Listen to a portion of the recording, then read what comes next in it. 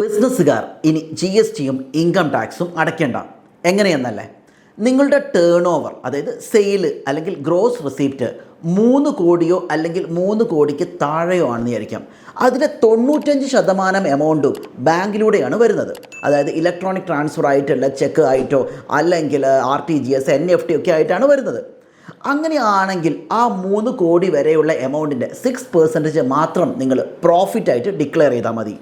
മറ്റ് കേസസ് ആണെങ്കിൽ, അതായത് ക്യാഷ് ആയിട്ടോ അങ്ങനെ എന്തെങ്കിലുമൊക്കെ വരികയാണെങ്കിൽ 2 കോടിയാണ് ലിമിറ്റ്. 2 കോടി ലിമിറ്റ് വരുന്ന സമയത്ത് അതിൻ്റെ 8% എങ്കിലും നിങ്ങൾ ലാഭം കാണിച്ചാൽ മതി. പല ഓർഗനൈസേഷൻ്റെയും ചിലവുകൾ ഇപ്പോൾ 60%, 70% ഒക്കെ ഉണ്ടെന്ന് വിചാരിക്കാം.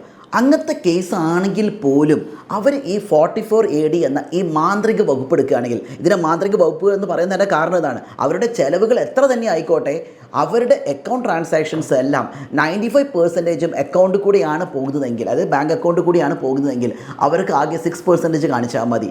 6% എന്ന് പറയുമ്പോൾ അവർക്ക് 94% അവർ ചിലവുകളായിട്ട് കൺസിഡർ ചെയ്യും.